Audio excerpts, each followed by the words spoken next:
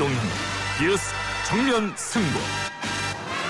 이동형의 뉴스 정면 승부.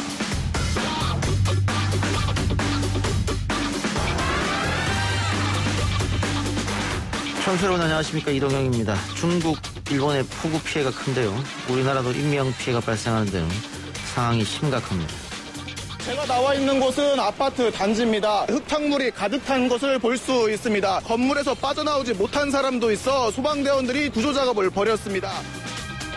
오늘 대전의 한 아파트가 물에 잠겼습니다. 폭우로 인해 인명 피해까지 발생했는데요. 오늘 기자 언박싱에서 관련 상황 짚어보겠습니다. 지난 1월 국회에서는 검찰개혁을 위한 형사소송법과 검찰청법을 개정해 주셨습니다. 법무부는 주무부처로서 긴밀히 협의를 해왔습니다. 검찰을 비롯한 권력기관의 개혁은 핵심 국정과제입니다. 국민들의 열망을 담은 시대적 과제이기도 합니다. 이번 후속 조치는 검찰의 문제점으로 지적되어 온 과도한 직접 수사를 대폭 축소하는 등 집중된 권한을 분산시켰습니다. 검찰 개혁의 요구는 이번 정부만의 문제는 아니었습니다. 오랫동안 국민들의 관심사였죠. 어제는 검언유착 수사팀장과 한동훈 검사의 몸싸움도 보도가 됐습니다. 검찰을 비롯한 사법 권력기관의 개혁에 대한 이야기, 오늘 2부 정치 토크 시간에서 남영희, 이용준 두 사람과 함께 풀어보겠습니다.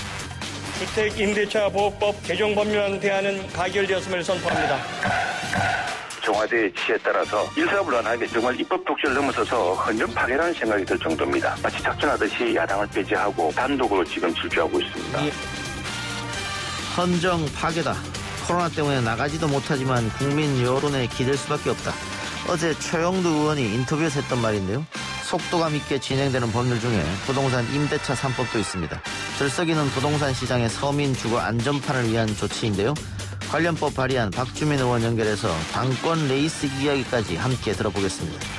그리고 오늘 4부에 준비된 민심문 숫자다 시간에서는 최근 법률 개정 관련 여론조사 등 숫자로 보는 민심 풀어보겠습니다.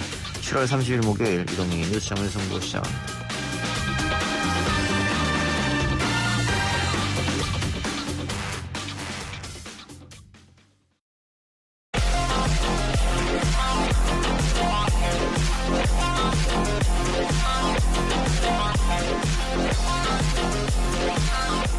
오늘 나온 뉴스들을 언박싱해드리는 기자 언박싱. 오늘 오마이뉴스 박종호 기자 나왔습니다. 어서 오십시오. 네, 안녕하십니까. 이른바 임대차 3법 중 계약 갱신 청구권제와 전월제 상한제가 예상대로 국회 본회의에서 통과됐습니다. 네, 오늘 국회 본회의에서 주택임대차 보호법 개정안과 상가건물 임대차 보호법 개정안이 재석 187인 중 찬성 186인 기권 1인으로 가결했는데요. 유일한 기권표는 통합당을 탈당해서 무소속으로 당선된 김태호 의원이 던졌습니다. 개정안을 보면 세입자가 기존 2년 계약이 끝나면 추가로 2년 계약을 연장할 수 있도록 2+2 이걸 2년을 보장하고요. 임대료 상승폭을 직전 계약 임대료의 5% 내에서 정하도록 했습니다. 그리고 함께 본회의를 통과한 상가 건물 임대차 보호법 개정안은 법무부가 상가 건물 임대차와 관련한 업무를 부동산 정책 소관부처인 국토교통부와 공동으로 관할하도록 했습니다. 오늘 통합당의 조수진 의원이 표결 전에 찬반 토론에 나왔는데요. 대통령이 주문한 입법 속도전을 군사작전하듯 무조건 밀어붙이는 것은 여당 스스로 상권 분립의 한 축인 국회를 통법보로 전락시키는 것이다라고 비판했고요. 반면 민주당 송기현 의원은 헌법은 국민은 건강하고 쾌적한 환경에서 생활할 권리를 가지고 있다 규정하고 있다. 부동산 시장이 불안정한 상태에 안정된 주거를 보장할 수 있는 최소한의 개정안이다라고 강조를 했습니다. 자, 이렇게 이 법안들 통과됐고 나머지 부동산 관련 법안이 있거든요. 이건 다음 달 4일 본회의에서 한꺼번에 처리할 그럴 계획을 민주당 갖고 있습니다. 미래통합당은 반대 토론을 하고 다 그렇습니다. 국회의사당을 떠난 겁니까? 네, 퇴장을 해서요. 표결에는 참여하지 않았습니다. 방송통신위원회 상임위원 추천안도 처리됐죠? 네, 본회의에서 이 김효재 전 의원에 대한 위원 추천안 표결에 붙여졌는데요. 여당 몫으로 추천된 김현 전 의원에 대한 추천안은 총 294표 중 찬성 223표, 반대 58표, 기권 13표로 가결됐고 야당목 위원인 김효재 전 의원은 추천한 총 294표 중 찬성 261표, 반대 25표, 기권 8표로 가결이 됐습니다. 양쪽 다 무난하게 전직 의원들인데. 그렇습니다. 처리가 됐네요. 네. 알겠습니다. 당정청이 검찰의 직접 수사 범위를 줄이고 경찰과의 수직적 관계를 수평적으로 전환하는 내용의 권력기관 개혁안을 발표했죠. 네, 오늘 당정청이 발표한 개혁안의 취지는 권력기관 권한의 균형이 있는 분산과 민주적 통제인데요. 수사 역량은 유지하되 기관 간의 균형을 이룰 수 있도록 권한을 분산해서 공권력으로부터 국민 인권 보호에 힘쓰겠다 이런 취지를 보입니다.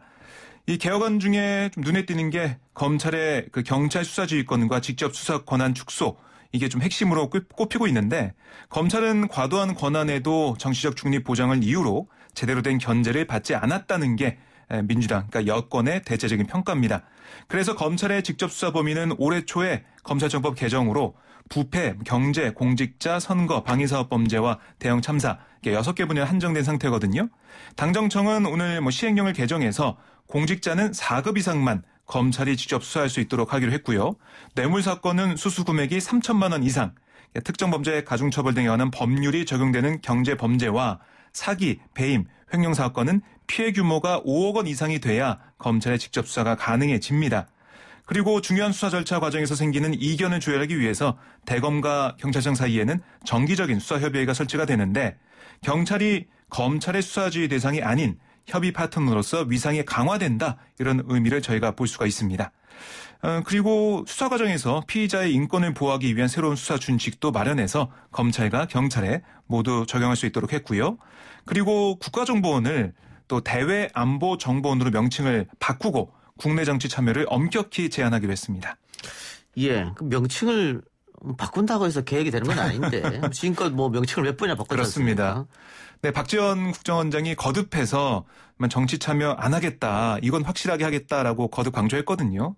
그러니까 의지가 있기 때문에 명칭 변경과 함께 이런 의지가 정말 실행이 될 수 있었으면 좋겠다 이런 생각하게 됩니다. 예, 차기 대선 주자 선호도 조사에서 1, 2위를 기록하고 있는 이낙연 의원과 이재명 지사가 만났네요. 네, 그렇습니다. 두 사람과 만남이 2017년 2월 그 이재명 지사가 당시 성남시장일 때 민주당 대선 후보 경선 앞두고 전국을 순회했었거든요. 그때 당시 전남도 지사실에서 이 의원을 만난 이후 3년 5개월 만입니다. 그러니까 이번에 입장이 바뀌어서 민주당 당권 도전자인 이 의원이 이재명 지사를 찾는 형식으로 진행이 됐는데 두 사람 다 언론 앞에서 좀 화기애애한 분위기 그게 좀 느껴졌는데요. 이 의원을 만난 이재명 지사는 총리로 재직 중일 때 워낙 행정을 잘해주셨다. 경험도 많으시고 행정 능력도 뛰어나셔서 문재인 대통령의 국정을 잘 보필해서 국정을 잘 이끌어 주셔서 고맙게 생각한다라고 덕담을 먼저 건넸고 그러자 이낙연 의원은 최대 지자체인 경기도가 지사님의 지도 아래 때로는 국정을 오히려 앞장서 끌어주고 여러 좋은 정책을 제안해줬다. 앞으로도 한국판 유대를 포함해서 국난 극복의 지자체와 국회가 혼연일체가 됐으면 좋겠다라고 화답을 했습니다. 그리고 이 이재명 지사가 특히 자신이 추진하고 있는 기본소득 토지세 그리고 기본주택, 부동산 정책에 대해서 많이 좀 얘기를 했어요. 그러자 이낙연 의원이 메모 좀 하겠다라면서 수첩에 받아 적기도 하는 상황도 있었습니다. 예. 오늘 만남은 그 전에 이재명 지사와 김부겸 전 장관이 만난 거에 대해서 네. 그 이낙연 의원 쪽에서 같이 당권 주자인데 이 지사가 김부겸만 만나면은 모양새가 좀 빠지니까 그래서 만난 거 아닙니까?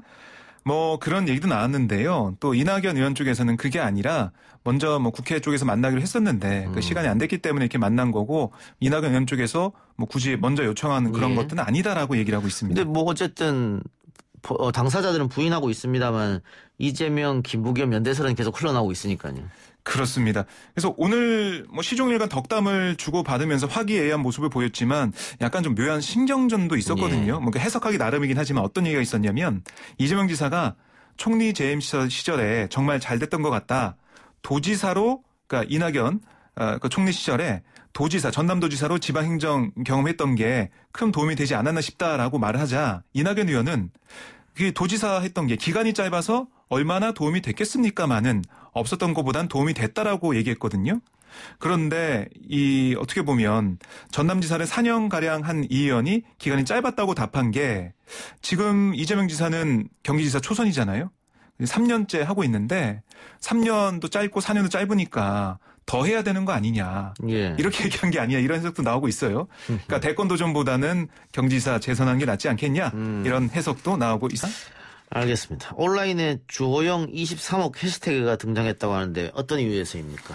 네, 여러분들 많은 관심을 가지고 본 그 보도가 있었죠. 바로 MBC 스트레이트 보도를 보면 집값 폭등 주범 2014년 분양가 상한제 폐지 내막 추적 이런 제목의 보도가 있었습니다. 그걸 보면 이른바 부동산 3법, 그러니까 민간주택 분양가 상한제 폐지, 재건축 초과이익 환수 3년 유예, 재건축 조합원 3개 주택 허용, 부동산 3법에 찬성한 다음에 막대한 시세 차익을 누린 의원들을 지적한 내용이었거든요.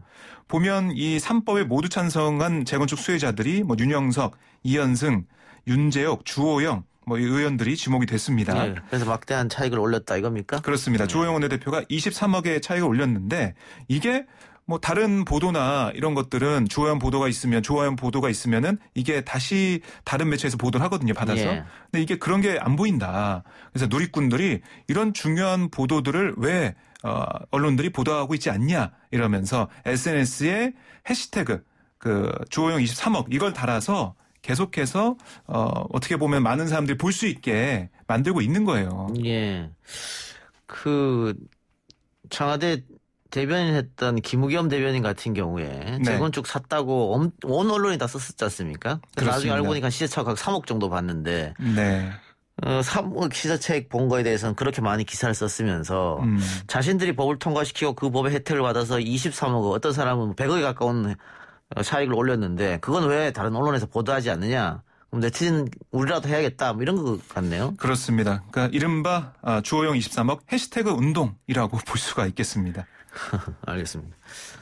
통합당이 여당의 국회 독주에 반발해 원내외 병행투쟁을 검토한다고 했었는데 이게 그러나 그 장애투쟁을 나간다는 게 쉽지 않지 않습니까? 지금 코로나 전국이기도 하고 사람을 모으는데 물리적으로 문제도 있고 지난번 선거에서 참패한 원인이 여러 가지 있겠습니다. 그중 하나가 국회 보이콧하고 장애투쟁한 거잖아요. 또다시 나가긴 어려울 것 같은데요. 그러니까 장애투쟁한다고 해도 이게 국민들한테 지지를 받을 것인지 이 문제가 있고 장애투쟁할 때 어떤 방식으로 투쟁할 거냐 이 문제도 있습니다. 지난번처럼 삭발할 거냐 단식을 할 거냐 어떻게 장애투쟁해서 국민들 지지를 받을 거냐 이런 문제점이 있어서요. 또 말씀하신 코로나19 상황도 있고 여러 가지 비판이나 지적이 나오고 있는 상황에서 오늘 김종인 위원장이 장애투쟁에 대한 입장을 묻는 기자들에게 장애투쟁이 나올 수 있겠다는 얘기도 있지만 공식적으로 결정한 바 없다라고 얘기를 했습니다. 그러면서 뭐라고 했냐면 우리 국민의 수준이 옛날하고 완전히 달라졌기 때문에 무조건 국회에서 밖으로 튀어나와서 장애투쟁하는 것 자체가 그렇게 정상은 아니다. 최종적 수단이 장애투쟁인 건데 아직 그런 단계는 아니라고 생각한다. 이렇게 얘기를 했습니다. 그러니까 아마 쉽게 나가기 어려울 걸로 보이고요. 당내 의원들도 아니 지금은 명분을 축적할 시기다. 현 상황에서 장애 집회를 하는 건 반대한다 이런 얘기가 나오고 있습니다. 그러니까 지금 민주당이 잘못한 것들을 국회 내에서 지적하고 기자회견을 통해서 알리고 이런 게 필요하다는 게 아직까지는 통합당 내부의 공통된 의견으로 볼 수가 있습니다. 자, 대전에 1시간 동안 100mm 안팎의 폭우가 쏟아져서 피해가 크다면서요. 네, 그렇습니다. 화면 통해서 보셨지만 정말 이 보트를 타고 그 아파트 앞을 지나가고 있는 그런 상황이 됐는데요. 대전 중구 문화동에는 오늘 오전 4시 18분부터 1시간 동안에만 102.5mm의 물폭탄이 또 쏟아졌는데요. 장대비가 퍼부으면서 대전 서구 정림동 코스모스 아파트 2동 1층 28세대와 지상주차장에 세워져 있던 차량 50대가 물에 잠겼습니다. 이 과정에서 50대 주민 1명이 숨지고요. 1명이 다치는 인명피해까지 발생을 했는데요. 소방당국은 물이 들어찬 주차장 위를 보트로 이동하면서 1층에서 5층 주민 141명을 구조를 했습니다. 지금 근처 임시 생활 거처에서 지금 대기를 하고 있는데요. 그리고 인근 정림동 우성 아파트 지하 주차장에서도 물이 찼고 또 세종과 충남에서도 피해가 잇따른 상황이 됐습니다. 또 전북 정읍에서도 토사가 주택을 덮쳐서 벽이 무너지는 사고가 있었고요. 이런 게 벌어지면서 많은 분들이 좀 불안해하고 있는 상황입니다. 그런데 대전뿐만이 아니고 옥천, 논산, 충남 지역에서 많이 다 내렸는데 이유가 있어요? 그러니까 우선 대전 침수 피해를 보면 대전 정림동 코스모스 아파트 같은 경우 아파트 1층이 이렇게 잠기는 경우가 많지가 않잖아요. 아파트 경우에는. 그런데 얘기를 들어보니까 배수 시설이 제대로 안 돼 있었다라고 얘기를 하고 있습니다. 더 큰 문제는 뭐냐면 97년도에 같은 피해를 입었다고 해요. 그런데 그게 다 재발 방치 대책이 안 됐고요. 개선되지 않은 상태가 반복이 된 겁니다. 그리고 배수 용량 문제도 있지만 외부에서 유입된 강수량을 감당하지 못했던 게 크다라고 허태정 대전시장이 얘기를 했고 단지 자체가 다른 곳보다 훨씬 이전에 건립돼 주변 도로보다 낮은 위치에 있기 때문에 이런 피해가 컸다라고 얘기를 하고 있습니다. 그러니까 보면은 지하차도 사고가 있었던 부산도 그렇고 배수 시설이 그동안 잘 점검했어야 되는데요.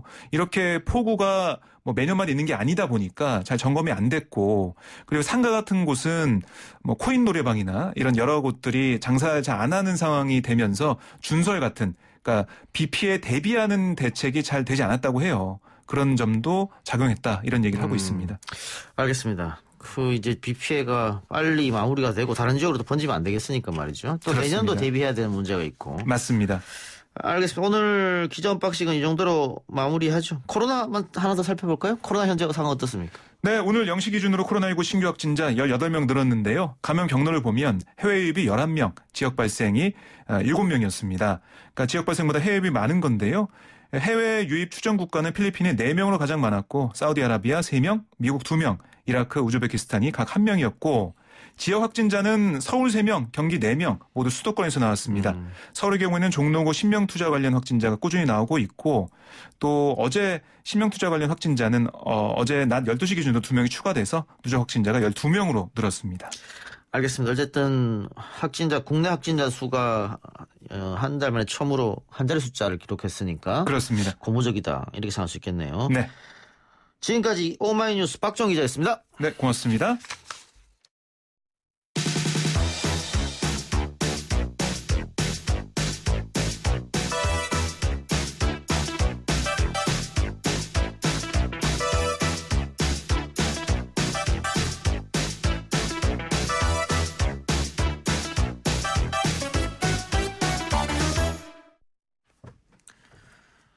목요일 2부 원포인트 정치 시간입니다. 오늘도 두 분 나왔습니다. 더불어민주당 인천 동구 미추홀 남영희 위원장 그리고 이용주 전 의원 나왔습니다. 어서 오십시오. 예, 안녕하세요. 안녕하십니까. 예, 지난주에 두 분이 첫 방송을 했었는데 남영희 위원장은 뭐 몇 번 출연하셨고 이용주 전 의원은 오랜만에 출연했는데 기억하는 사람들이 많이 있더라고요. 예, 뭐 제 얼굴보다 목소리를 기억하는 사람들이 많이 있어가지고 더 열심히 해야겠다는 생각을 하고 있습니다.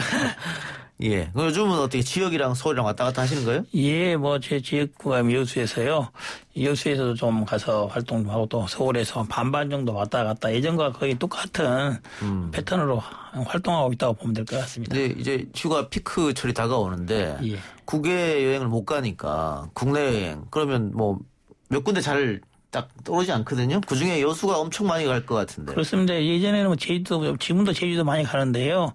또 항공편이 또 제주도는 또 코로나 때문에 또 한번 시끄러운 적이 있어서 그 대체제로 산으로 갈 때는 강원도로, 바다 인도로 갈 때는 다 여수로 이렇게 많이 가고 있습니다. 꼭 김포공항에서 또 비행기 타면 금방 가니까. 예, 그리고 또 요즘 또 저가 항공사 많이 생겨서 16,000원, 3,000원 뭐 이런 것부터 시작이 하기 때문에요. KTX로만 갈 경우도 보다 훨씬 더 저렴하게 가는 방안들에서 많은 분들이 여름에 많이 찾아주시는 것 같습니다. 예.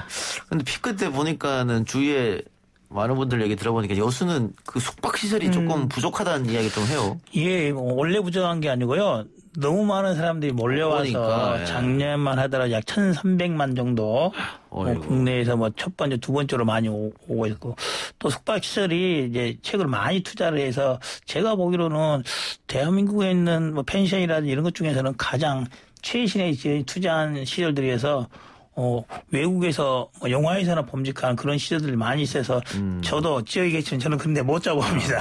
다른 사람들이 그래서 알겠습니다. 많이 오는 것 같습니다.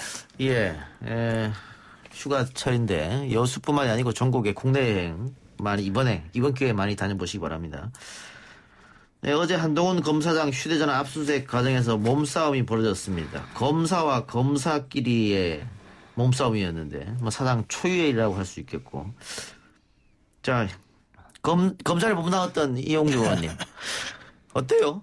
난감합니다. 예. 뭐 한동훈 검사장이나 정진우 부장이나 저 개인적으로는 다 알고 있는 사람들이어서 후보드리기도 하지만은 또 어떻게 보면 검찰에서 다 막중한 위치에서 일을 잘 하고 있는 사람들 아니겠습니까? 예. 네, 뭐 본질을 떠나서 국민들이 검찰이 자기들끼리 저렇게 하고 있는 모습 볼상사납다 네. 이렇게 보는 것 같아요. 그래도 예. 어쨌든 이게 윤석열 검찰총장이 이런 사태를 잘 정리해야 되는데 이런 지휘관계라는 이런 문제들에 있어서 난맥상에 노출되고 있어서 이런 상태를 앞으로도 1년 정도를 계속 끌고 갈 수 있을지에 대한 그런 근본적인 의문점들이 제기가 되고 있는 거죠. 어떻게 보면은 추미애 장관 대 윤석열 총장 이렇게 둘이 다툼하고 있는 게 아니냐라는 그런 측면도 없잖아 있는데 그렇다고 이 사태를 그대로 계속 방치한다는 것은 적절치 않다 이렇게 봅니다. 예. 그 말씀하신 것처럼 추미애 대 윤석열 이런 모양새가 돼버려서 그 밑으로 서울중앙지검 대 한동훈 검사장 뭐 이런 라인으로 엮여 있는 것처럼 보이잖아요. 여건이 보기는 어떻습니까? 지금 이런 모습이. 저도 국민의 한 사람으로서 우선 안타까운 장면들을 예. 봐야 되는 게 참 그렇고요. 근데 이 과잉 검찰권을 옹호하는 파와 또 그것을 견제하고자 하는 양심 세력파 간의 이 다툼이 아니었나? 뭐 그런 생각이 좀 들었습니다. 그래서 이것이 검찰 개혁을 하고 있는 이 중간에 어쩔 수 없이 겪어야 될 그런 분열이 아닐까 그런 생각이 들더라고요. 예. 자, 그러면 지금 방금 말씀하신 대로 지금 양쪽 주장이 엇갈려요. 엇갈리는데 일단 핸드폰 압수수색이야 뭐 법원에서 영장이 나온 거니까 그것도 어제 나온 게 아니고 미리 나와 있던 겁니다. 23일인가 나와 있던 거였고 한동훈 검사를 소환했는데 소환 응하지 않았기 때문에 직접 용인에 있는 사법연수원으로 가서 이제 유심 핸드폰에 있는 유심을 압수수색하려고 했고 거기서 이제 한동훈 검사 이야기는 변호인을 부르려고 전화를 하려고 했다. 그런데 중앙지검 정진웅 부장검사가 일반 전화로 하시면 되지 않느냐 해서 아니다. 핸드폰을 하겠다 해서 그럼 핸드폰을 하셔라. 근데 핸드폰으로 전화를 하려면은 비밀번호를 풀어야 될 거 아닙니까? 그래서 한동훈 검사는 비밀번호를 풀려고 했고 그런데 정진웅 검사는 비밀번호 풀려고 했던 게 아니고 뭐 다른 어떤 휴대폰 안에 내용에 있는 걸 뭐 지우려고 했던 거 아니냐. 그래서 내가 막으려고 했던 것이다. 뭐 이러는데 이게 압수수색 정당한 압수수색이냐 혹은 압수수색을 방해하려고 한 것이냐 뭐 어떻게 보고 계세요? 이제 이 사건에 대해 중간에 방금 말씀하신 것처럼 영장은 아마 23일쯤 한참 전에 발부가 돼 있었죠. 예. 근데 이제 중간에 좀 꼬인 게 24일 날 수사 심의가 있었지 않습니까? 예. 수사 심의에서 어쨌든 한동훈 검사장에 대해서는 수사의 중단 그리고 불기소하라는 그런 공고 내용이 있어서 예. 물론 검찰이 그걸 항상 공고 내용을 따라야 되는 건 아닙니다. 예. 따라야 되는 게 아닌데 수사 중단이나 불기소로 한다 하더라도 만약에 기소를 하거나 수사를 저는 진행할 수는 있다고는 봐요. 하지만 이제 검찰 내에 만든 수사 심의를 한다면은 통상적 임의 수사나 이런 것들은 좀 가능하다고 보여지는데 그 공고를 넘어서 강제 수사까지 꼭 했어야 됐을까 그런 의문을 갖는 건데 이제 새로 영장을 청구한 게 아니고 이미 발부된 영장을 집행하는 과정을 한다면은 수사팀의 입장에서는 그건 아직은 좀 자료가 부족하기 때문에 그런 제도를 받아볼 필요는 있겠다. 예. 이런 생각은 들어요. 근데 이제 문제는 현장에서 보통 경우에 이제 수사관이 가거나 또 검사가 가는데 부장검사까지 직접 입회하는 건 좀 드물기는 하나 또 이런 국가적으로 국민들이 많이 관심을 갖고 있고 또 좀 델리케이트한 문제가 있기 때문에 부장검사 현장에 또 입회할 수도 있는 사건이라 봐요. 근데 이제 문제는 이제 그렇게 중대성이 있다고 한다면은 이런 볼상사나운 모습은 좀 안 만들어야 되지 않나라는 생각이 들고요. 이제 또 증거의 관점에서 보면은 사실상 이제 수사팀에서 한다면 한동훈 검사장이 뭘 지우려고 했지 않았겠을까 하는데 그런 우려는 있을 수 있으나 검사뿐만 아니라 수사관 그리고 또 포렌식 요원과 옆에 있는데 쉽게 지울 수 없는 것이어서 또 설령 지운다고 하더라도 유심지 자체를 확보한다면은 포렌식에 다 살려내는 것이 다 가능하기 때문에 그렇게 어렵지 않을 것이다. 특히 또 유심칩에는 특별한 내용이 없고 통화 내역 정도, 어디랑 통화한다는 것 정도가 있기 때문에 다른 방법으로 얼마든지 좀 확인이 가능한 상태에서 그렇게 무리를 안 해도 되지 않을까 생각이 들어요. 그러면 저는 이런 생각이 드는데 이게 밖으로 그냥 안 나올 해프닝으로 끝날 수도 있잖아요. 그렇습니다. 그 안에서 아무도 모르니까 국민들은 해프닝으로 끝날 수 있는데 이것을 한동훈 검사는 독식 폭행으로 고소한다 그러고 맞습니다. 정진웅 부장은 무고민 명예훼손으로 맞고 사겠다 그러고 그러니까요. 이게 밖으로 나오면서 정말 검찰의 뭐 우사라 그렇죠. 그럴까요? 그렇죠. 그 부분에 대해서는 이제 저는 뭐 고소장을 냈다길래 나중에 낸지 알았더니 그 현장에서 뭐 고소장을 작성했다 이런 말이 있어서 그건 좀 모양새이 아니. 그런 이의를 제기할 수 있는 여건은 충분히 있을 텐데 그 자리에서 어떻게 보면 감정이 앞서서 한 것처럼 바로 작성하는 건 또 맞지 않을 것이고 또 하나 또 우리 정준호 부장도 그런 거 있으면 좀 쉬쉬하고 좀 묻어야 되는데 병원에 또 입원해 있는 모습을 딱 그냥 올라가서 다른 사람도 이거 뭐 하는 거지 몰랐던 사람들까지 이게 뭔 일이 큰 일이 있었구나라는 것을 국민한테 알려주는 꼴이 돼서 둘 다 뭐 그런 사건이 있었어도 좀 조용히 무마해 자리에 있어야 되는데 못 그런 게 참 검찰 수사 간부들인데 적절한 처신은 아니었다 이렇게 생각을 합니다. 저는 이 지점에서 굉장히 의문스러운 게 벌써 이 검언 유착 사건 때문에 이 채널A 기자와 한동훈 검사 간의 일 때문에 이렇게까지 온 거잖아요.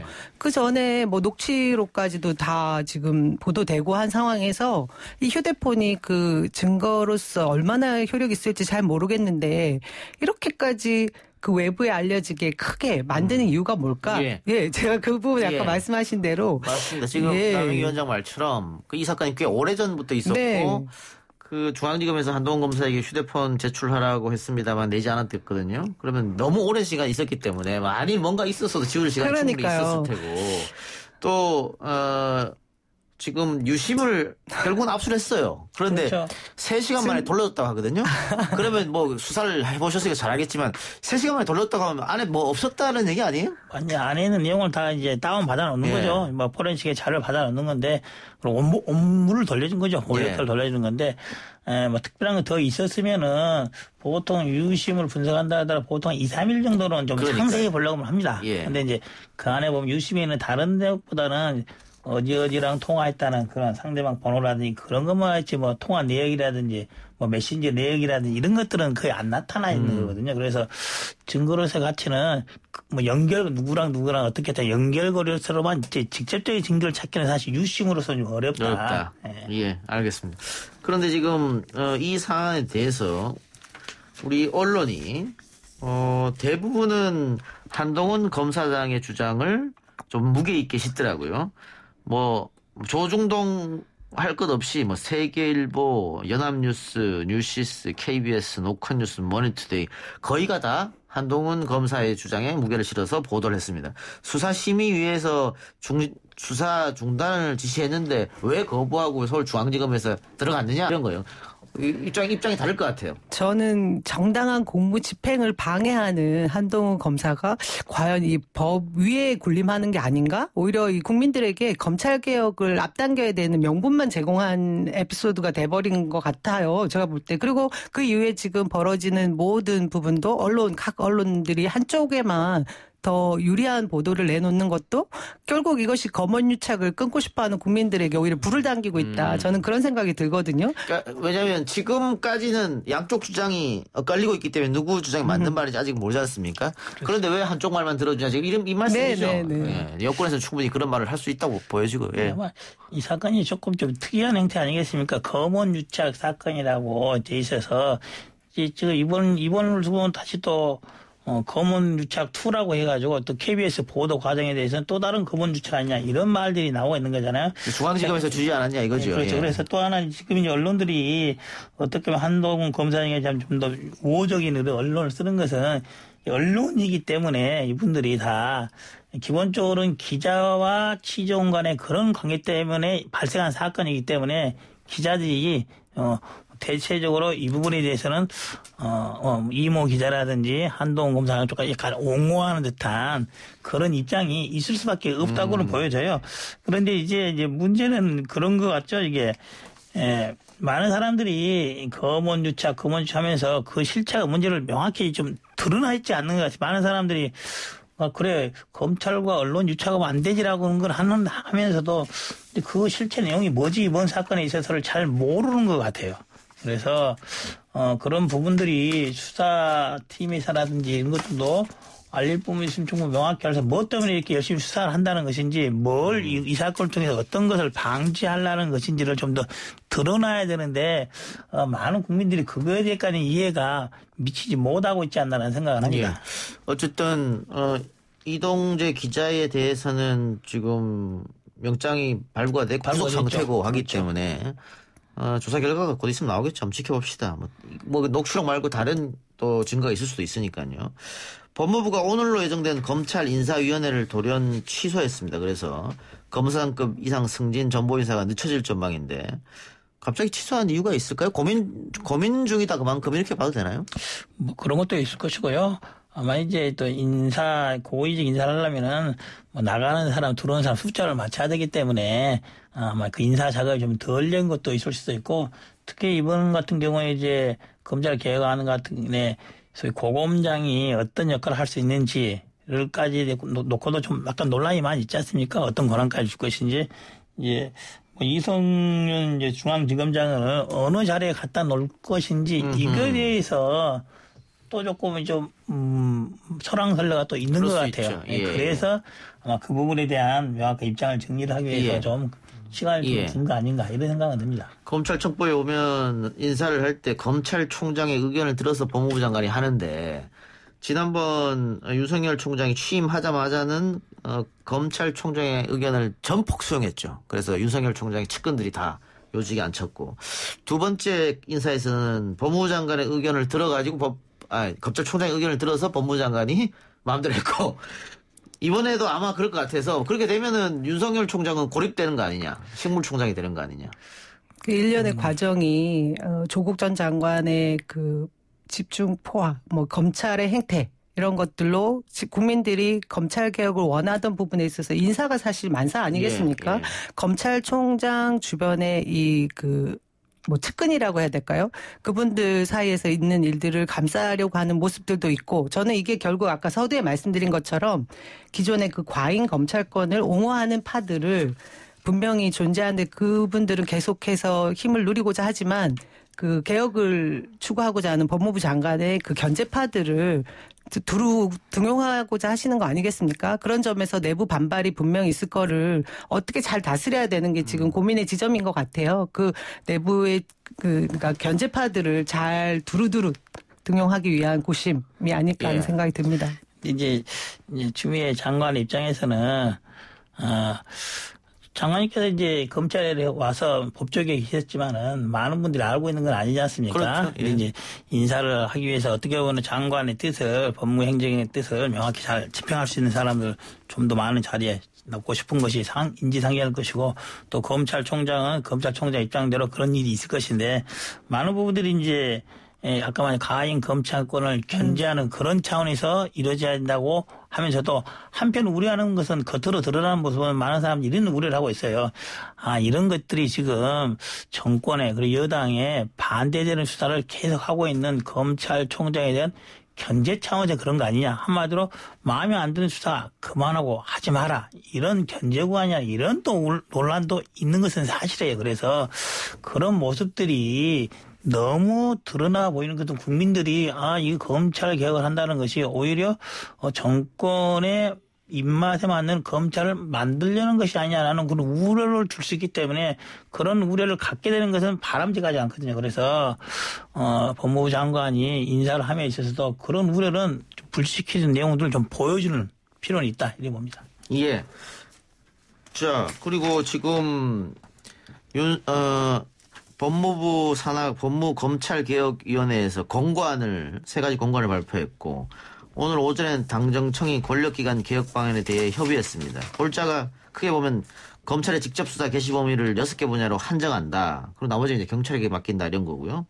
그리고 민주당의 김용민 의원이 검찰총장을 장관급에서 차관급으로 대우하도록 명시한 검찰청법 개정안도 국회에 발의했습니다. 또 총장이 아닌 청장으로 불러야 된다. 이렇게까지.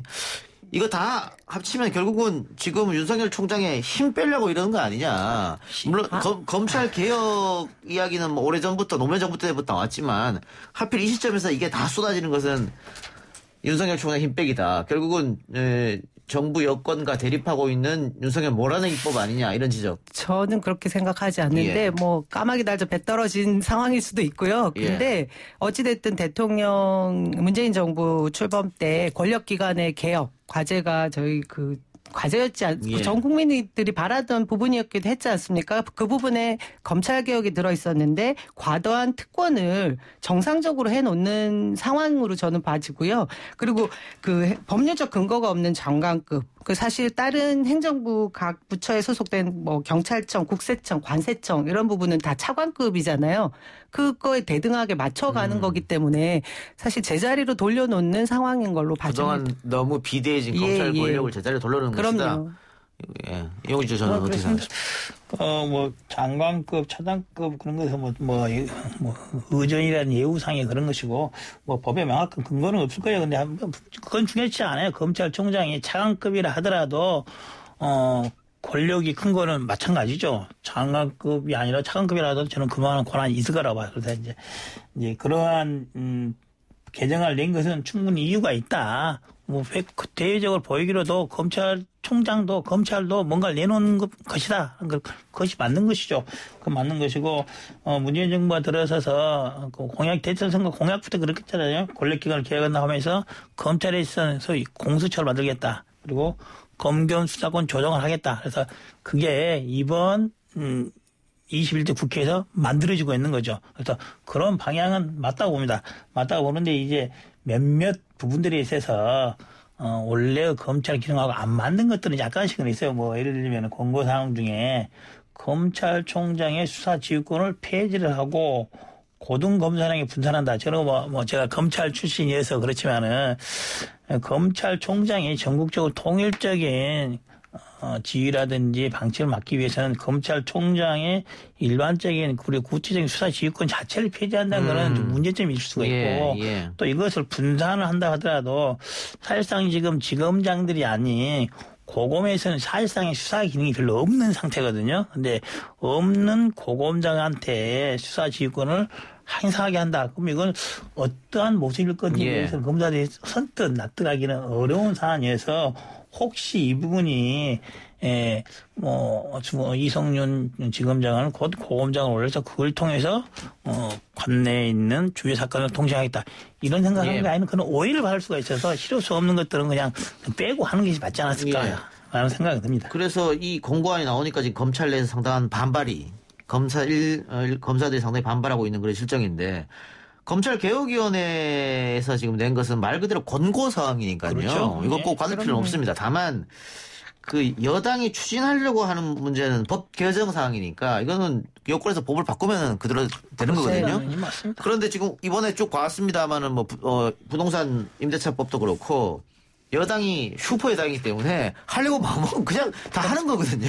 맘먹은 대로 하는 당이죠. 예. 맘먹은 대로. 그래서 아니 그 야당한테 충고하고 싶으면 이럴 땐 어떻게 하라고 충고하고 싶으세요? 그러죠. 이제 제일 처음에 이제 국회 원 구성할 때부터 논란이 있었죠. 물론 이제 저는 그게 전적으로 야당만의 잘못은 아니라고 봐요. 누가 그런 말 하더라고요. 여당은 좀 들어주는 척 해야 되는 것이고 야당은 좀 따라가는 척 해줘야 되는데 이 여당과 야당이 다 그 역할을 못하고 있는 거예요, 지금.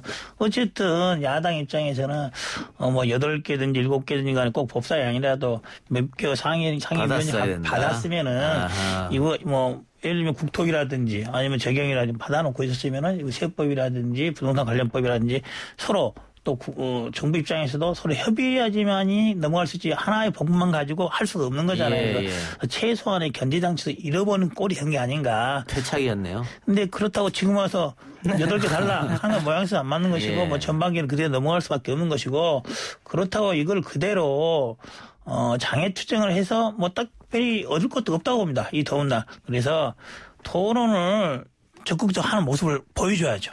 예, 알겠습니다. 오늘 두 말씀 이렇게 듣고 모자란 거 다음 주에 다시 합시다. 수고하셨습니다. 예. 고맙습니다.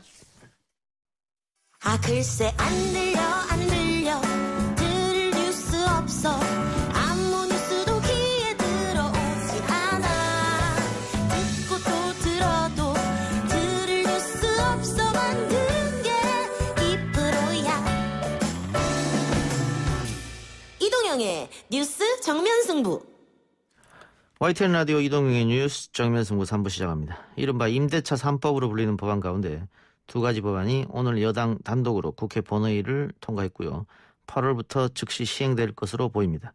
세입자를 보호하고 전월세 시장을 안정화하겠다는 게 취지입니다만 더불어민주당의 거침없는 단독 입법 드라이브에 대한 야당의 비판은 계속되고 있습니다. 주택임대차보호법 개정안을 발의했고 더불어민주당 당권 주자로 뛰고 있는 박주민 의원 연결해서 입장 들어보도록 하겠습니다. 의원님 나와 계십니까? 예, 안녕하십니까. 예, 오늘 본회의에서 임대차 3법 가운데 두 가지 법안이 통과가 됐습니다. 최근 의원님께서 발의했던 건 세입자가 원하면 무기한 연장 가능한 법안이었는데 오늘 통과된 안과는 조금 차이가 있죠? 오늘 통과된 안이 어떤 안인지 좀 설명해 주십시오.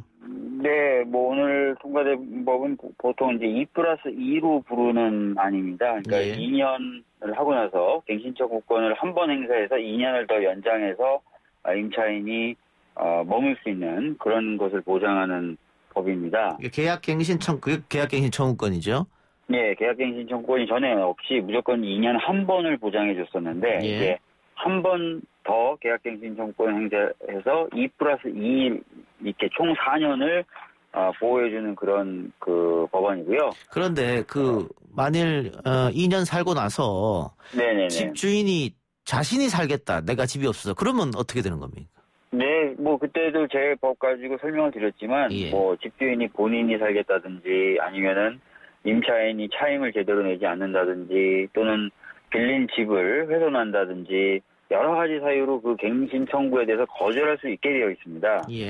그래서 아까 이제 대법원을 설명해 주실 때도 제가 임차인이 원하기만 하면 무제한 살 수 있다 이렇게 말씀해 주셨는데 그때도 제가 그거 아니라고 좀 말씀을 드렸었는데. 자, 그렇게 되는 것이고 그럼 일단은 지금은 전세라고 하면 보통 2년으로 생각하는데 2+2 안이 통과되면은 기본 4년은 생각하고 들어가시겠군요. 네, 그렇습니다. 이번에 이제 이 법이 바뀌었기 때문에요. 이제 4년 살 수 있다 이렇게 기본적으로 생각을 하실 수 있는데 아까도 말씀드렸던 것처럼 2년이 끝난 다음에 다시 2년 더 살겠다고 갱신 청구할 때 집주인에게는 거절할 수 있는 여러 가지 사유와 권한이 있고, 있습니다. 그럼 보통 뭐 6개월 계약 끝나기 6개월 전에 통보하면 되는 겁니까? 1개월에서 6개월 사이?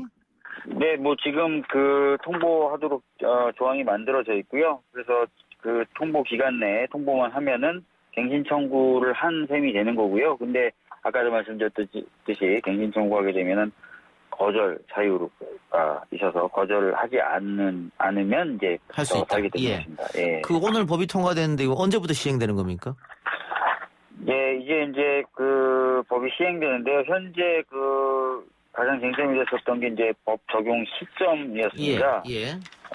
그래서 법 적용 시점은 현재 계약이 유지되고 있는 그런 법 계약에도 다 적용이 되는 것으로 그렇게 만들어놨습니다.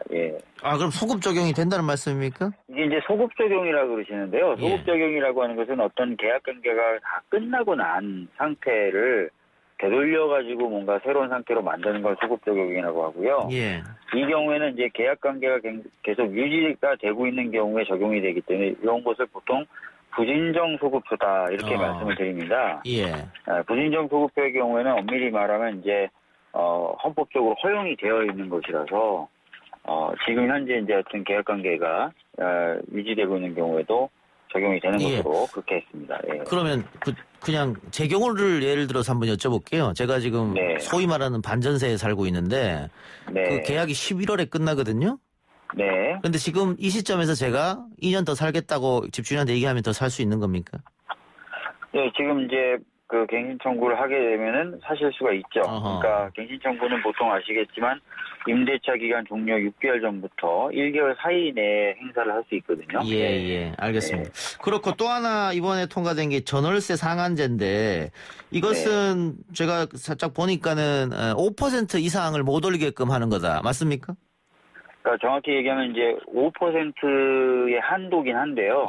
각 지자체에서 좀 판단할 수 있게끔 해놨습니다. 그렇기 때문에 이제 딱 5%다 이렇게 말씀드리긴 좀 어렵겠는데요. 근데 어쨌든 5% 이내로라고 생각하면 되는 거지 않습니까? 네, 맞습니다. 5% 이내다 이렇게 생각하시면 될 것 같습니다. 근데 이번에 전월세 신고제 법안은 왜 같이 통과가 안 됐던 것이죠?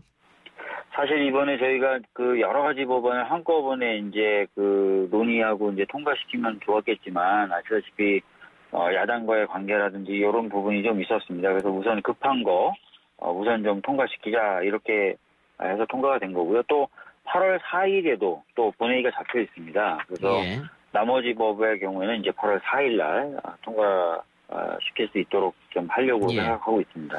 이 임대차 3법이 통과가 되면 그 전월세 지금 살고 있는 분들한테 도움이 되고 부동산 시장 가격을 좀 안정화시키는 데 도움이 된다. 아마 그렇게 판단하고 법을 만드셨을 것 같은데 네, 맞습니다. 예. 그런 효과가 있을까요? 예, 어떤 분들은 이제 이 법이 시행되기 전에 그 전세나 월세 가격을 많이 올릴 것이다 이렇게 걱정하시는 분들이 계셨어요.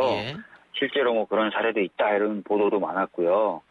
근데 과거에 이제 저희가 그 사례를 보니까 주택임대차 보호기간을 1년에서 2년으로 늘리는 그 1989년에 작업이 있었을 때 초기에는 조금 올랐었습니다. 진짜 그러나 2, 3년 지나고 나니까 오히려 더 안정적으로 전월세 가격이 관리가 되는 모습을 볼 수 있었거든요. 그래서 잦은 그 임차인 교체가 오히려 전월세 가격 상승의 요인이었다 이렇게 분석하는 자료도 있습니다. 그래서 아마도 이 법이 이제 시행이 되고 그러면은 약간 초기에는 혼란이 있을지 몰라도 중장기적으로 봤을 때는 부동산 시장을 좀 안정화시키는 데 도움이 될 것이라고 보고 있습니다. 예.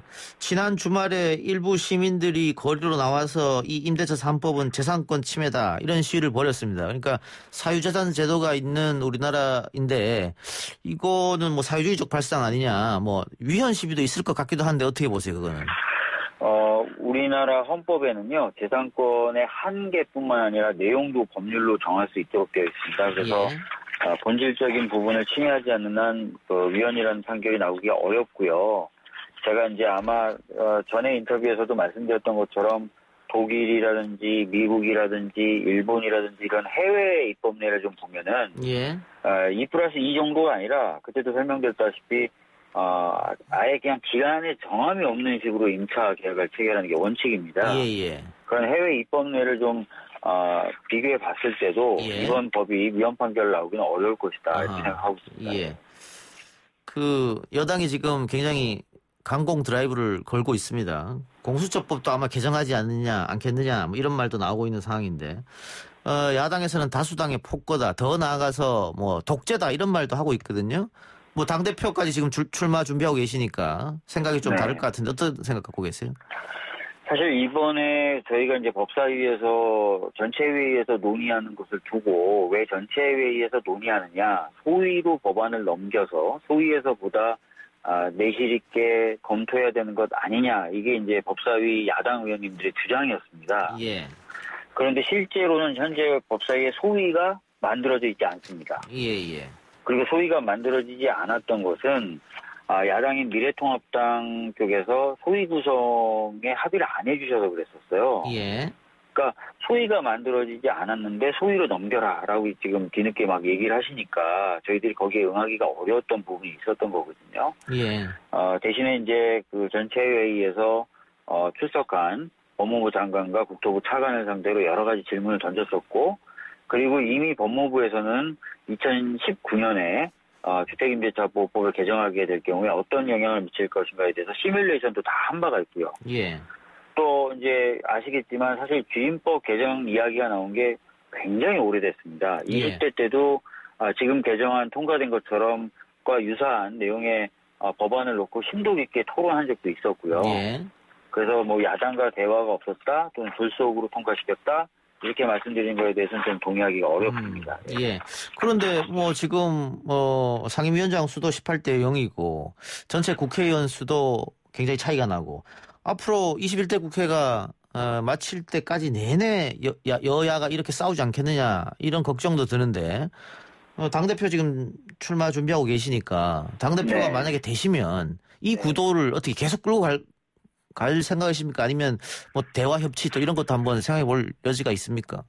물론 국회의 구성원이자 저희 상대방인 그 미래통합당 등 야당과는 지속적으로 대화를 해나가야 되겠죠. 그런데 이번 사안에 대해서도 아까 제가 구체적으로 그 경과나 배경을 설명을 드렸지 않습니까? 그러니까 소위 구성에 대해서 제대로 협상을 안 해주셔서 뭐 제대로 논의할 수 있는 구조를 안 만들어 주신 상태에서 또 소위를 만들어서 논의를 해야 된다는 식으로 얘기하시거나 이러면 사실 그런 요구까지 다 어떻게 보면 따르기가 어려울 수도 있습니다. 그래서 저희들이 최대한 야당과 대화는 하겠지만 대화할 수 있는 상황이나 여건을 전혀 이제 만들어 주시지 않는다면은 그럴 때는 또 가끔은 이렇게 좀 신속한 법안 처리라든지 또는 급격한 뭐 부동산 시장의 어떤 불안정을 좀 완화할 필요가 있다든지 이런 긴급한 필요가 있을 때는 또 176석을 갖고 있는 여당으로서는 결단을 해야 될 때도 저는 솔직히 있다고 봅니다. 예.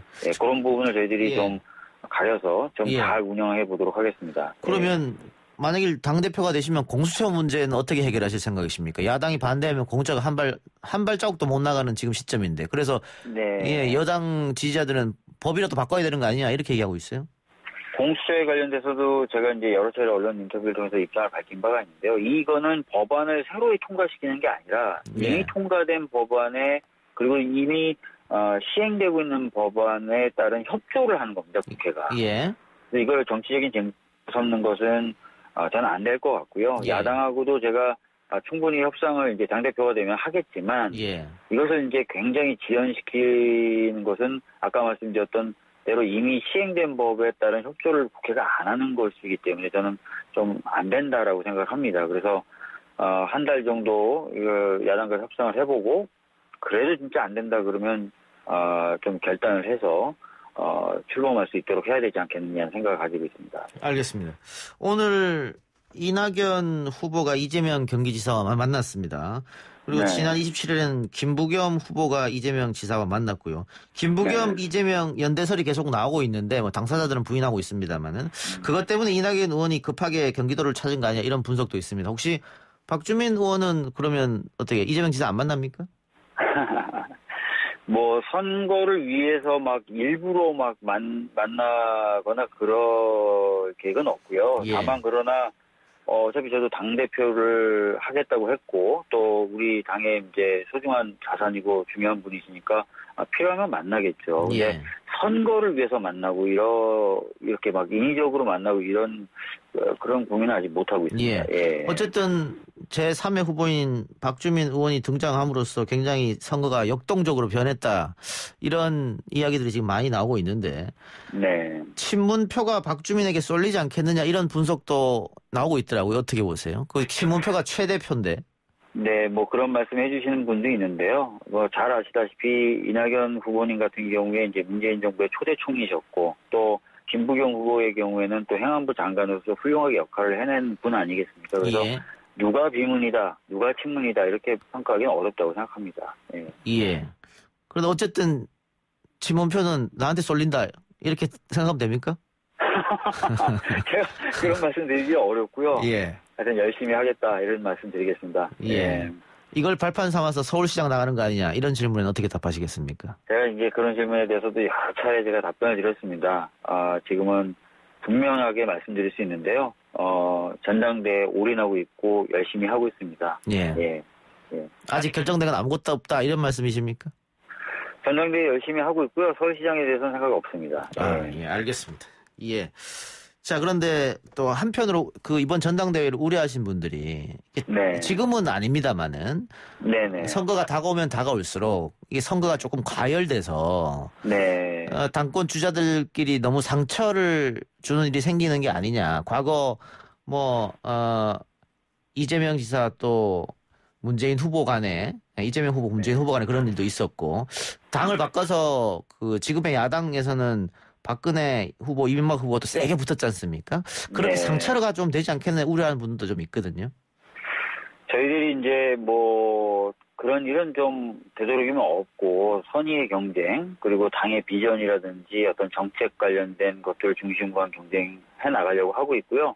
특히 후보의 주자인 제가 또 많이 그런 부분을 좀 챙겨야 된다고 저는 생각하고 있습니다. 근데 그 같은 40대 젊은 기술을 내세워서 최고위원회에 출마한 이재정 의원이 이번에 최고위원 나가는 데서 컷오프 됐거든요. 다들 이변이라고 이야기하는데 원래 이재정, 박주민 이렇게 젊은 사람들이 민주당을 바꿀 것이다 이렇게 기대했던 분도 많단 말이죠.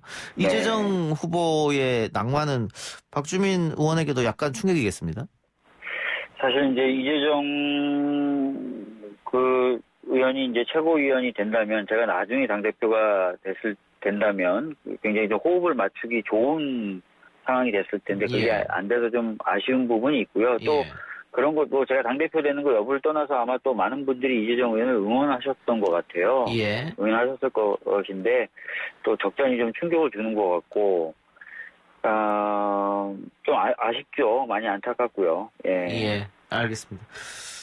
자, 의원님 하여튼 오늘 바쁘신 와중에 인터뷰 감사하고 당대표 선거 임박해서 한 번 더 모시겠습니다.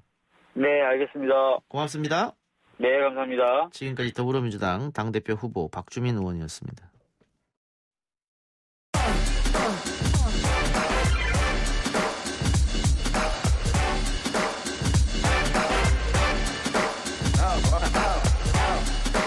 여론조사를 통해 민심을 읽어보는 시간 민심은 숫자다 코너입니다. 오피니언 라이브 윤희용 여론분석센터장, 리얼미터 이택수 대표 나왔습니다. 어서 오십시오. 예, 안녕하십니까. 네.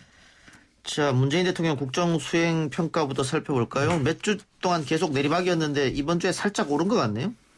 네, 문재인 대통령의 7월 5주차 국정수행평가, 긍정평가가 1.2%포인트 오른 45.6%였습니다. 부정평가는 2.1%포인트 하락한 50.1%. 말씀하신 대로 9주 연속 내림세를 보였었는데 이번 주 월요일부터 수요일까지 조사한 주중집계는 9주 만에 다시 반등을 했습니다. 긍부정 평가 차이는 격차는 4.5%포인트로 나타났고요. 7월 2주차 조사 이후 3주 만에 오차 범위 안으로 들어왔습니다.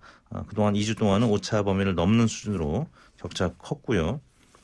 주로 이번 주에는 TK, 호남권, 그리고 70대 이상 농림업 이쪽에서 증가를 했는데요. 이번 주 월요일, 화요일 이인영 통일부 장관과 박지원 국정원장이 임명이 재가돼서 결국 임명이 됐습니다. 청문회를 거치면서 보통은 대통령 지지율이 좀 떨어지는데 예. 이번에는 의원 불패시나 여전히 입증이 됐고 또 뭐 야당에서 여러 의혹을 제기했지만 큰 한방이 없었습니다. 그리고 무난하게 이제 통과가 되면서 이번 주에는 그 외에 이제 부동산 문제와 관련해서는 부동산 민주화 또 1가구 1주택 원칙 입법을 추진하겠다고 예고하고 또 각 상임위원회에서 여러 임대차 관련된 법안들도 통과시키고 이런 모습들 때문에 부동산이 뭐 그동안에 가장 큰 하락의 주된 원인이었는데 그 원인을 차단시키면서 대통령 지지율이 상승하는데 반등하는데 영향을 미쳤다고 봐야 될 것 같습니다. 예, 9주 연속 내리막에서 상승 반전했다. 뭐 정부 여당으로서는 뭐 반색할 수도 있는 그런 문제일 텐데 재밌는 것은 보통 청문회 하면 떨어지는데 올랐다고 하는 거. 그거는 네. 미래통합 공격수였던 미래통합당에서 제대로 공격을 못한 것도 있겠지만 네. 수비를 하는 두 후보자가 잘 막아냈다 이렇게 볼 수도 있겠네요. 그렇죠. 박지원 후보자에게 이제 국정원장이 되셨죠. 박지원 국정원장이 역시 이제 공격도 잘했지만 그동안에 청문회 할 때 공격하는 입장에서 공격도 잘하는 분이었지만 수비도 뭐 예상보다는 더 잘했던 거 아닌가. 그리고 이제 물론 이제 공격을 했던 미래통합당의 주된 화력의 그 요인들이 국민들이 봤을 때는 뭐 큰 한방이 없었던 것이 사실이에요. 이인영 후보자 같은 경우에 또 색깔론이 나왔어요. 네네. 오히려 이제 역풍이 좀 분 측면도 있고요.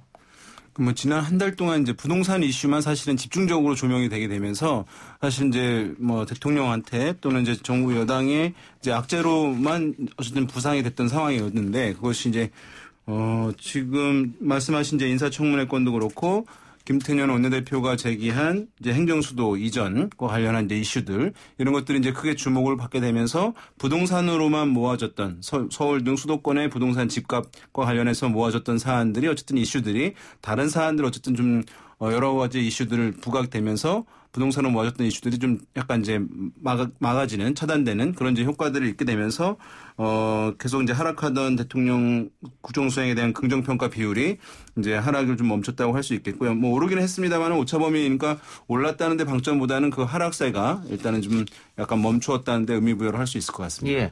근데 오늘 부동산 3법 중에 2개가 통과됐지 않습니까? 전월세 관련해서. 임대차 3법이군요. 임대차 3법 중에 2가지가 통과가 됐는데 이게 오늘 통과가 됐으니까는 다음 여론조사할 때 들어갈 테죠, 아마. 네네. 오늘 통과된 게 여론에 어떻게 정부 여당으로서는 플러스가 될까요? 마이너스 될까요? 일단 마이너스 가능성보다는 플러스의 가능성이 조금 더 높아 보이고요. 예. 그러니까 횡보 내지 조금 반등할 가능성 그리고 지지율 정당 지지율도 이제 잠시 후 소개해드리겠습니다만 약간 반등했거든요. 이게 부동산 문제가 행정수도 이전 이슈로 넘어가면서 일종 양날에 이제 검이 된 것 같습니다. 예. 미래통합당도 이 문제와 관련해서는 대전 충청권 출신 인사들이 긍정적인 입장을 내세웠죠. 미래통합당이 하나의 목소리를 낼 수 없는 이슈를 던지면서 민주당이 그동안에 수세 입장에서 다른 화제를 던지면서 부동산 문제로 인한 20, 30대 이탈을 다시 이제 복원시키고 특히 이제 이번 주 같은 경우 그동안에 약세를 보였던 아까 말씀드린 뭐 TK 지역이라든지 또 70대 이상 또 농림업 이쪽에서 이제 회복이 됐다는 것은 또 그 뭐 다른 지역도 좀 그런 부분이 있는데 그동안에 부동산 문제로 하락했던 계층들이 행정수도 이전 이슈 덕분에 좀 회복세를 보이고 있는 것이 아닌가. 그래서 뭐 민주당에서는 긍정적인 요인으로 작용했을 가능성이 있고요. 또 하나는 경실련이 미래통합당 소속 의원들의 뭐 부동산 또 재산 공개했죠. 민주당보다 훨씬 더 많은 부동산 소유를 보고 많은 국민들이 좀 박탈감을 느꼈을 분들도 계시는 것 같아요. 그래서 지금 반등한 계층들을 보면 그 요인이 분명히 영향을 미친 것이 아닌가 싶습니다. 그 임대차 3법과 관련해 가지고 혜택을 보거나 또는 피해를 보는 사람들이 어느 정도 규모인지를 보면은 대략적으로 알 수 있을 텐데요. 일단은 이제 당장 피해를 볼 수도 있는 사람들 같은 경우는 세를 놓고 있는 집주인들 같은 경우에는 이제 피해를 좀 볼 수가 있는 것이잖아요. 이제 이것이 자기한테 부정적인 효과가 있다고 생각하는 사람들이 있을 텐데 그 비율이 사실 우리나라에서 전세 사업을 하고 있는 사람들 비율이 뭐 상당히 이제 의미 있게 있는 것은 아니기 때문에 그것이 규모가 크지 않을 가능성이 있고 또 당장 전세를 구하려고 하는 사람들한테는 당장 전세난이 있을 수 있기 때문에 피해가 있을 수는 있을 텐데 그러나 이제 전체적으로 봤을 때는 이제 전월세 사는 사람들이 한 40% 우리나라 될 텐데 대다수의 이제 세입자들 같은 경우는 이미 이제 세를 얻어서 생활하고 있는 상황이기 때문에 거기에 안정성이 더해지는 취지의 법안이기 때문에 당장 피해를 봐서 부정적으로 이제 의견을 표출하는 분들도 있겠습니다만은 큰 틀에서는 어쨌든 긍정적으로 이 제도에 대한 수혜 내지는 이제 효과를 기대하는 사람들이 좀 더 많을 가능성이 있어 보이거든 세입자 측면에서 그런 면에서 봤을 때 저도 어쨌든 이것이 논란을 있고 당장의 전세 대란의 문제들 어떤 정책의 세밀함이 부족하다고 하는 비판이 있습니다만은 큰 틀에 봤을 때는 이 법안 통과가 뭐 여권에는 약간 긍정적으로 영향을 미칠 가능성이 오히려 좀 더 크지 않을까 생각됩니다. 알겠습니다. 정당 지지율 함께 볼까요? 네, 더불어민주당이 37.9%. 지난주 대비 0.4%포인트 올랐습니다. 큰 폭은 아니지만 아무튼 문재인 대통령 지지율과 함께 동반 상승을 했습니다. 모처럼 동반 상승한 거고요. 미래통합당 32.6% 3주 연속 올랐습니다. 0.9%포인트 올라서 지금 더불어민주당과의 격차가 한 5%포인트가량으로 지금 줄어들었고요. 정의당 4.5%, 열린민주당 3.9%, 국민의당 3.4%, 무당층은 0.5%포인트 오른 15.9%로 나타났습니다. 예. 개요 아까 해주시죠. 네. 대통령 지지가 함께 조사한 거죠. 네, 그렇습니다. 예, 이번 조사는 저희가 TBS 의뢰로 리얼미터가 조사했고요. 7월 27일 월요일부터 7월 29일 수요일까지 3일간 조사했습니다. 전국 18세 이상 유권자 32,677명에게 통화를 시도해서 1,511명이 최종 응답 완료했고요. 무선 전화 면접 및 유무선 자동응답 혼용 방식이었고 표본 오차는 95% 신뢰 수준에서 플러스 마이너스 2.5%포인트였고요. 자세한 내용은 중앙선거여론조사 심의원회 홈페이지를 참고하시면 되겠습니다. 정당 지지도 세부적으로 좀 살펴보면 지역별로 네. 민주당이 서울에서 3.9%포인트 하락했는데 미래통합당이 서울에서 10.6%포인트나 올랐습니다. 상당히 많이 오른 건데 이것도 역시 부동산 때문에 그렇다고 보면 됩니까? 그렇죠. 부동산 문제 이후에 행정수도 이전 이슈로 넘어가면서 서울에 사시는 분들은 좀 불편한 심기를 역력히 노출을 시킨 거고요. 나머지 지역에서 그러니까 충청권에서도 이번 주에 더불어민주당이 소폭 하락하긴 했는데 4.9%포인트 하락했습니다. 그리고 이제 서울에서도 하락했고 충청권은 지난주에 좀 상승을 했는데 이번 주에 좀 하락하는 모습을 나타냈습니다. 미래통합당은 반면에 서울에서도 오르고 또 50대에서 오르고 또 20대에서도 오르고 보수층에서 올라서 지금 3주 연속 상승을 했다라는 점 말씀을 드렸는데 미래통합당은 지금 미래 권력, 그러니까 차기 주자가 지금 마땅히 없다라는 점을 제외하고는 수권 정당의 이제 가능성으로서의 지지율이 나오고는 있는데 차기 주자가 지금 마땅치 않은 그 부분이 좀 계속 딜레마이기 때문에 지지율이 30% 초반에서 더 이상 올라가지 못하고 있는데 향후 지지율이 35%에 근접할 수 있을지가 주목이 되고 있습니다. 대한정당으로서의 그 확고한 지위를 아직 확보하지 못했다. 이렇게 그렇죠. 볼 수도 있는 거 아니겠습니까? 그게 바로 이제 미래 권력 때문인데 홍준표 의원이라든지 또 안철수 대표 다 당 바깥의 인사들이란 말이에요. 합당을 할 대상이거나 아니면 복당의 대상들이기 때문에 그리고 이제 그나마 보수 야권에서 지지율이 잘 나오는 분은 윤석열 검찰총장. 근데 이분도 미래통합당 소속이 아니기 때문에 그 부분이 조금 핸디캡으로 작용하고 있는 거죠. 예. 자, 또 최근 갤럽이 조사한 여론조사를 보면요. 내년 재보궐선거와 관련해서 여당과 야당 중 어느 후보를 더 지지하느냐 이렇게 물었는데 응답자의 49%가 야당을 37%는 여당을 답했습니다. 그래서 이 총선 때 압도적인 다수의 손을 들어준 것이 여당 쪽으로 민심이었는데 지금은 반대의 결과가 나와가지고 민심이 좀 넘어간 거 아니에요, 야당으로. 뭐 이런 지적도 있습니다만 한쪽에서는 이게 재보궐선거라고 지금 하면 부산하고 서울밖에 안 떠오르는데 부산하고 서울에서 왜 그러면 공석이 됐냐 이 문제를 생각했을 때 여당이 37%나 나온 것만 해도 대단한 것이다 이렇게 반론하고 있거든요. 이거 어떻게 보세요? 예, 특히 사실은 이제 서울하고 부산이 포함된 PK 지역을 보게 되면 전체 평균 방금 말씀하신 것보다 격차는 좀 더 크긴 하거든요. 예. 그래서 이제 지금 상당히 이 조사가 이제 주목되긴 했었어요. 여의도에서. 그런데 이제 이 조사를 말씀하신 대로 보게 되면 정부 지원을 위해서 여당 후보가 다수 당선돼야 된다. 그다음에 정부를 견제하기 위해서 야당 후보가 당선돼야 된다. 택지가 돼 있는 것인데 이제 여당은 이 37%가 여당을 지지한다는 거예요. 특정 정당 한 정당에게 정당 후보를. 그런데 이제 야당을 당선시켜야 된다라고 하는 것은 어느 특정 정당을 지지하는 것이 뚜렷하게 표출된 조사는 아니거든요. 그러니까 뭐냐 하면 내가 이제 어느 정당을 지지한다라고 하더라도 견제를 위해서는 이번 여당이 아닌 다른 쪽이 돼야 된다라고 하는 막연한 이제 견제 심리를 표출한 측면이 있기 때문에 만약에 여기서 이제 야당이 후보를 단일 후보로 내지 못하고 여러 명의 이제 정당 소속의 후보들이 나오게 되면 이 표에 이제 분산될 가능성이 좀 있다는 점. 그다음에 이제 주목되는 것은 뭐냐 하면 이 조사를 자세히 보게 되면 더불어민주당 여당을 지지하는 사람들 중에서도 한 20%가 정부 견제를 위해서 야당 후보가 당선돼야 된다라고 하는데 응답을 했어요. 상당히 이제 큰 비율이라고 할 수 있거든요. 그러니까 이 얘기는 뭐냐 하면 여당을 지지한다고 하는 사람들 중에서 말씀하신 대로 이것이 재보궐선거의 사유가 어쨌든 여권의 귀책이 있기 때문에 심정적으로 이것은 야당 후보가 당선되는 것이 맞지 않을까라고 하는 생각을 이제 표출을 한 것입니다. 근데 실제로 이 한 조사에서 어느 정당을 지지한다라고 얘기를 한 것이기 때문에 어떻게 보면 이것은 두 가지가 가능한데 일단은 내부 지지층에서 어쨌든 약간 내년 선거에서는 약간 동요가 있을 수 있겠다라고 하는 시각도 가능하겠고 한편으로는 그러나 여전히 그래도 여당을 지지한다고 하는 사람이 중에서 야당 후보가 당선되는 게 좋겠다라고 하는 응답이기 때문에 실제 선거에 가서는 특정 정당에 대한 지지 표심이 더 강하게 드러나게 되면 이 격차는 실제로는 이거보다는 적지 않겠는가라고 하는 이 두 가지 해석이 다 가능할 수 있는 상황이죠. 그리고 이제 보기 워딩에서 현 정부를 견제하기 위해서 야당 후보가 많이 당선되어야 한다. 근데 야당에는 사실 정의당도 포함이 돼 있는 거거든요. 그렇죠.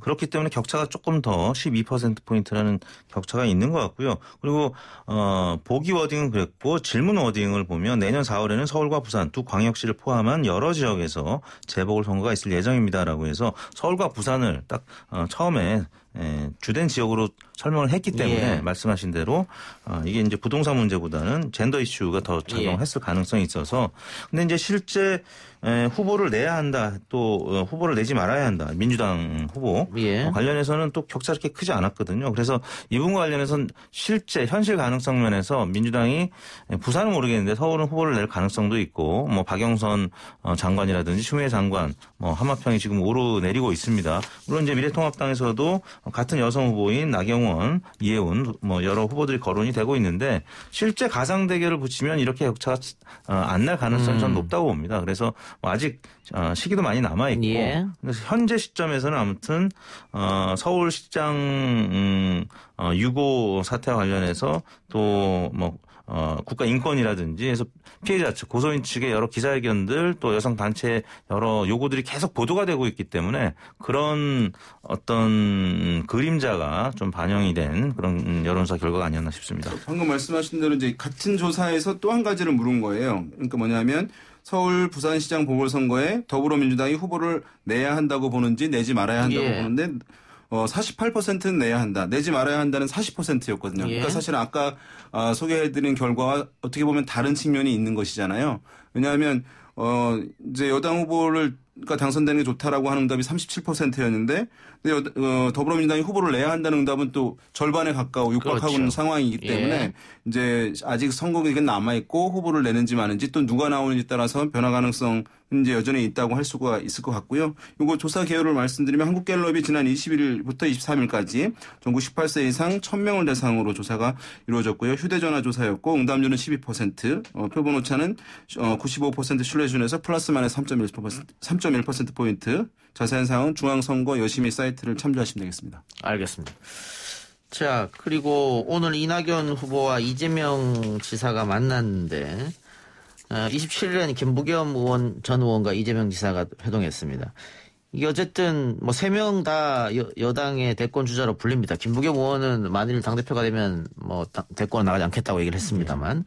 근데 이낙연 의원이 계속해서 압도적인 1위를 달렸었는데 차기 대권 조사를 하면 이재명 지사가 대법원에서 무죄 확정 판결이 나고 여러 가지 조사에서 굉장히 쫓아왔습니다. 네. 뭐 구체적인 숫자를 다 말해줄 수는 없습니다만은 이런 결과 일단 그 윤희용 센터장은 지난 총선 전에 벌써 예측을 하셨더라고요.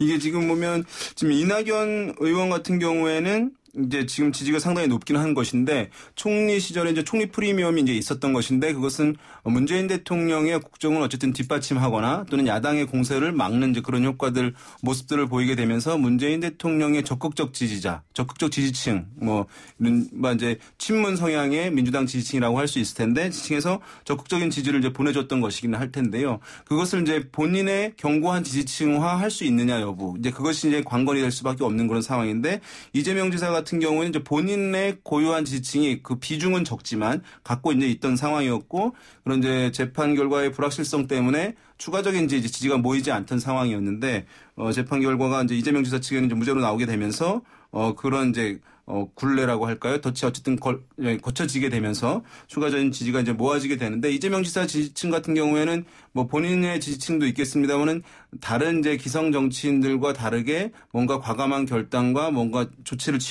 해낸다라고 하는 이제 이미지 때문에 무당층, 그러니까 정치에 대해서 반감을 갖거나 좀 혐오하거나 이런 무당층에서도 좀 지지가 높은 편이에요. 그런 것들이 모아지고 있는 그런 상황이어서 여전히 이제 격차는 있는 상황인데 여기서 이제 문재인 대통령 적지층이 계속해서 이낙연 의원을 이제 지지하느냐 여부가 이제 최종적으로 이 두 사람 간의 이제 구도에 영향을 미치는 사안이라 될 수 있을 것으로 보이고 만약에 이제 친문 성향의 지지자들이 선호하는 후보가 다시 한 명이 부상이 되느냐 여부도 영향을 줄 것으로 보여요. 가령 이제 김경수 지사가 남아있는 재판에서 또 이제 김경수 지사 측에는 좋게 결과가 나오게 될 경우에는 이낙연 의원을 지지하고 있는 지지층 중에서 김경수 지지를 선호하는 친문 성향의 이제 지지층들 같은 경우는 다소간 일부 이동할 수 있는 것이거든요. 그런 경우엔 또 구도의 변화가 가능성이 있는 그런 상황이어서 이낙연 의원으로서는 지금 쫓기는 입장이기 때문에 어쨌든 이번 전당대회에서 뭐 승리를 통해서 당대표로서 입지를 굳혀야 그래서 이제 대중과 접점을 마련해 놓고 리더십을 보이고 성과를 내고 하면서 지지를 자기 지지층으로 견고히 이제 할 수 있을 것으로 보입니다. 예. 그 이낙연 의원이 가장 많이 나올 때는 40%도 넘었었지 않습니까? 네. 이게 지금 이게 조금씩 빠지고 있는 실정인데 계속 이렇게 갈 것 같습니까? 구도는? 이낙연 의원의 지지율은 문재인 대통령 지지율과 연동될 가능성이 있습니다. 그리고 문재인 대통령 지지율이 떨어지면 이재명 지사의 지지율이 또 올라갈 가능성. 그러니까 여당 내 야당 역할을 이재명 지사가 할 가능성이 있고요. 대법원 판결 이후에 아무튼 전체적인 파이는 계속 유지하거나 좀 확대가 됐는데 이제 문제는 친문 대 반문의 대결 구도가 이낙연 대 이재명이냐 아니면 또 이낙연 의원의 지지율이 혹시 빠지게 되면은 김경수 또 유시민 뭐 등등의 여타 후보군들이 있기 때문에 그런 차원에서 좀 전당대회에서 이낙연 의원이 살아남을 수 있을 것이냐. 그러니까 8월 말에 전당대회가 굉장히 중요한 변수고요. 지금까지 발표된 여론조사는 사실 차기 주자 조사에서 이낙연 대 이재명 혹은 김부겸까지 비교가 되고 있는데 김부겸 이제 전당대회 후보 입장에서는 지금 전당대회 자체 여론조사는 아직 발표된 것들이 많지가 않은 것 같아요. 그래서 전당대회가 누가 될지는 아직 예측이 불가합니다만 현재까지 차기 주자 조사에서는 이낙연 대 김부겸 후보의 격차가 크기 때문에 이낙연 의원의 당대표 가능성이 조금 더 높아 보이는데 물론 시기가 아직 많이 남아서 어떻게 이제 예상이 전망이 될지 모르겠는데 뭐 여하튼 이재명 의원 그 지사의 경우에 최근 연이어서 이런저런 핫 이슈들을 발표했는데 이게 대법원 판결 직후에 리얼미터가 조사했을 때는 바짝 좁혀지는 그런 결과도 나왔었는데 지금 이번 주에 저희가 오마이뉴스 의뢰로 조사를 하고 있습니다. 근데 그렇게 바짝 쫓아갔던 지지율이 다시 좀 벌어질지 아니면 더 좁혀질지는 다음 주에 결과를 보시면 되겠습니다. 예, 알겠습니다. 뭐 다음 보궐에 후보를 내서는 안 된다 이런 이야기로 민주당 지지자들이 성토하고 뭐 이런 일도 있었기 때문에 빠질 수도 있고 말이죠. 예, 그 방금 이 대표가 그 민주당 전당대회에서 이낙연 대세론 이야기를 살짝 했어요. 어쨌든 좀 차이가 많이 난다고. 어떻게 이낙연 대세론이 굳어질 것 같습니까? 이게 지금 전당대회는 사실은 예측하기가 상당히 이제 어려운 이유가 뭐냐 하면 대권 이제 대선 경선 같은 경우는 이제 일반인 이제 여론조사가 절반 정도 포함이 되는 것인데 당대표 최고위원 경선에서는 일반 국민 여론조사가 10%밖에 포함이 되지 않아요. 나머지는 뭐 권리당원, 일반당원, 대의원들이거든요. 그러니까 뭐 당원들이 사실 결정을 하는 것이라고 보시면 됩니다. 그래서 이제 일반 여론이 사실 전당대회는 이제 거의 중요하지 않는 영향을 주지 못하는 그런 이제 상황이라고 할 수 있고 그래서 이제 예측은 정말 이제 어려운 원내대표 선거만큼 사실은 쉽지는 않은 그런 상황인데 지금 어쨌든 뭐 이런 기류가 있을 수 있는 거죠. 뭐냐면 민주당의 당원들이 가장 앞서 있는 대권 주자를 전당대회에서 당대표 선거에서 낙선시킴으로써 흠집을 내는 것이 과연 당의 미래를 위해서 바람직한 것이냐라고 하는 논리가 이제 하나 있을 수 있을 것으로 보여요. 그래서 그것을 얼마나 이제 이낙연 의원 측에서는 후보 측에서는 이제 확산시키고 이것을 통해서 이제 지지로 이어지게 하느냐가 이제 관건일 수 있을 것인데 그러나 이제 애초에는 상당히 대세론에서 월등한 압도적인 우위를 우리가 이제 예상하고 전망했던 것인데 김부겸 전 의원이 이제 자기는 임기를 최종적으로 끝까지 마치겠다라고 하면서 전당대회에 그 쟁점을 과거에는 잘 없던 일인데 임기를 다 끝내냐 마느냐의 쟁점으로 이제 만들게 되고 어떤 이제 이재명 지사와의 어떤 뭐 연대론 이런 것들로 해서 또 외연을 확대하려고 하는 측면이 이제 있어서 그 격차가 어쨌든 처음에 예상했을 때보다는 좀 줄어들 가능성이 있고 또 한 가지는 박주민 이제 의원이 출마를 하게 되면서 친문 성향이 강한 후보인데 과연 이제 이낙연 의원을 지지하려고 했던 친문 성향의 표가 과연 박주민 의원에게 어느 정도 이제 이탈할 것인지 이것에 따라서도 이제 그 후보 간의 격차에 영향을 좀 줄 가능성이 있지 않을까 생각됩니다. 알겠습니다. 오늘 두 분 말씀 여기까지만 듣죠. 수고하셨습니다. 감사합니다.